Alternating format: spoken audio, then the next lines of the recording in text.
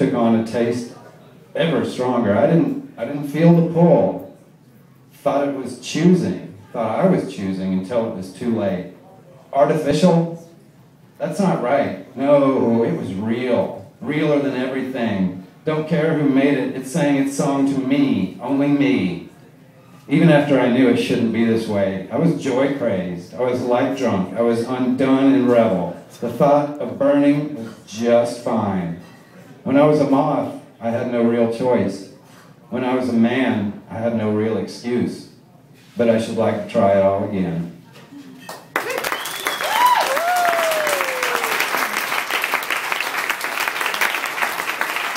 So this is Hap's love poem. Please keep this in mind. It was written a while ago. Sarah Palin was 30 years old, housewife. From nobody outside Wasilla knew who the hell she was, so I'm not ripping her off here. And you're thinking, wow, is he going to just sit here and make up bullshit about Paul Revere?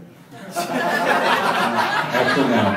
I wrote this thing to my girlfriend in 1994, and it was the closest I ever got around to actually proposing to her.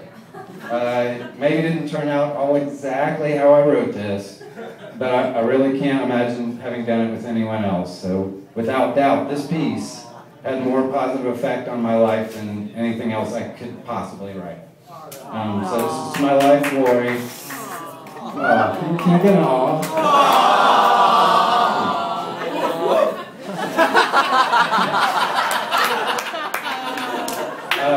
And I do apologize that you don't get as many love letters as you used to. We were looking for this last night, and there was a lot. Okay, here we go. Gashi, if you don't mind, we'll build us a place to be wherever we are. It will have dream sounds and birds, large and small. Also tiny size, 14 tree boughs, but no ants. The rum and cokes will taste like watermelon juice, and the temperature will be quilted with dainty rhyme all around, swirled Caribbean underneath. Orange peels, ever fresh, will fill the corners to keep the residents from blinding the neighbors who don't frown too much. Yes. You can have your part that looks out on the mushroom village, and mine can smell like that flavor they don't make since I was 5. But usually, of course, my dear, the pantheonic echoes will tell of our talking together in the trickling string room. Conversation runs between platony and sex miracles. I can be your easy chair sometimes, and you can be my snug bathtub. A place to be wherever we are. The toys all look like they're made quickly with extra parts, but will have grand qualities, what some people call strange or magic. When it's big enough, we'll start making children to be in it too. As they grow, they will help us make it as well. The teeth will be shown at the eating and the smiling.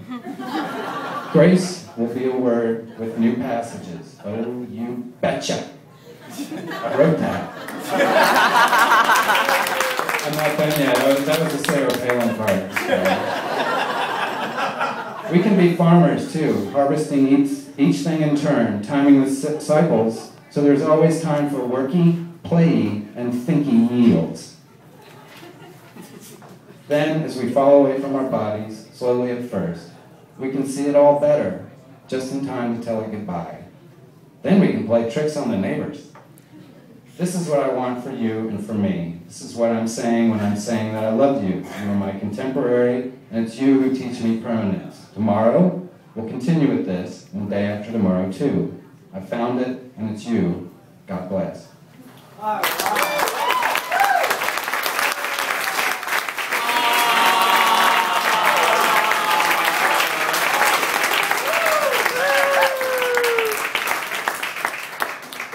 That was sweet and all, but just think if I hadn't done all that. Okay, this is what would have happened in Luke 15:11 if the dad, and that's the prodigal son, for those of you who don't know all the passages of the Bible. And this is what would have happened if the dad was just a touch less forgiving. Actually, I guess Jesus probably wouldn't have used it to illustrate an example of forgiveness, so I guess it just wouldn't have been in the Bible, but anyway. This is called Because We Can. The title I'd like you to remember, just for the length of the poem. And this is as political as I'm going to get. Tina. I love you, Tina. Okay, here we go. If I welcome my prodigal son, I've enabled a con artist who will play me like a fiddle until all my wealth is gone. What about my older boy, the one who always towed the line? Is he really supposed to swallow virtue as its own reward? I mean, I know he'd not actually lose anything or be out anything, say for a fat half calf, but a party? That would burn his ass. Now, of course, he doesn't want to see his brother die, but neither of us much like this whole clean slate idea at all. And if everyone decided to run off and party, where would we be? Oh, I don't think they all would, I'm just saying. Why do we feed the people who don't try hard enough? Why should we provide anything for lazy, ungrateful creatures?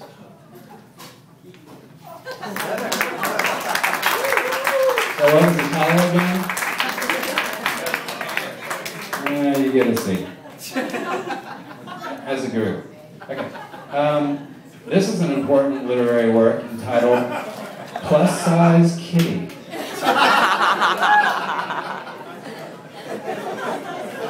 For petting purposes, fat cats are enough like dogs. Just dig your fingers into. Feel that warm solidity. They don't need to lean into that caress no more. There's just more pure in a pillow cat's purr. They lose their feline ways when they can't walk fences. The spike got swallowed along with all those friskies. Their faces look humaner, too. Skinny kitties? I don't know. Big cats, why not? They're real Americans now. Chilling out in Gomorrah. I won't tell you to overfeed, but if she's got the hunger, you just indulge it. See if it doesn't fit her to an XXLT.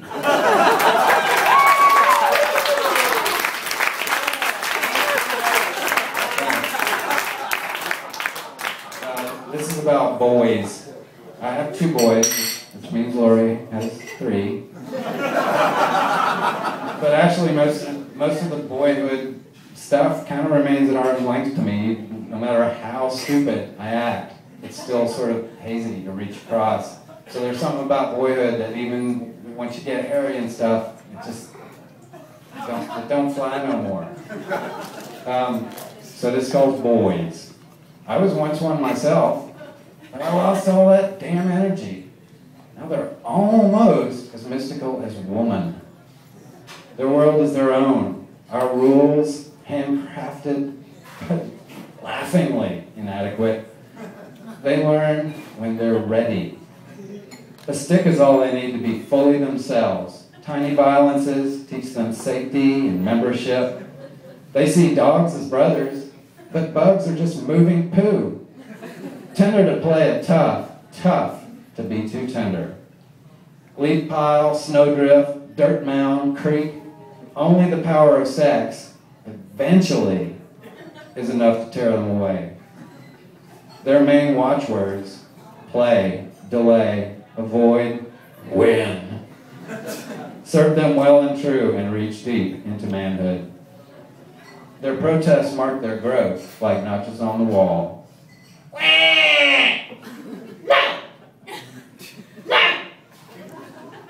Again. Why? Not now. Some privacy? And way before I'm ready. What?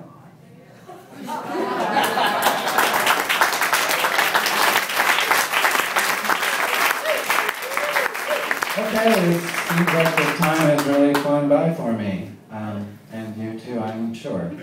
But this is my last poem. So here it comes. Help me, please. There's an idiot in me. He just takes over. I observe and I'm agape. He came in here because I'd rather be there. Or he jumped up there. Pretty woman in the room. Jumped out with a startle, Surfed in on adrenaline. Tired?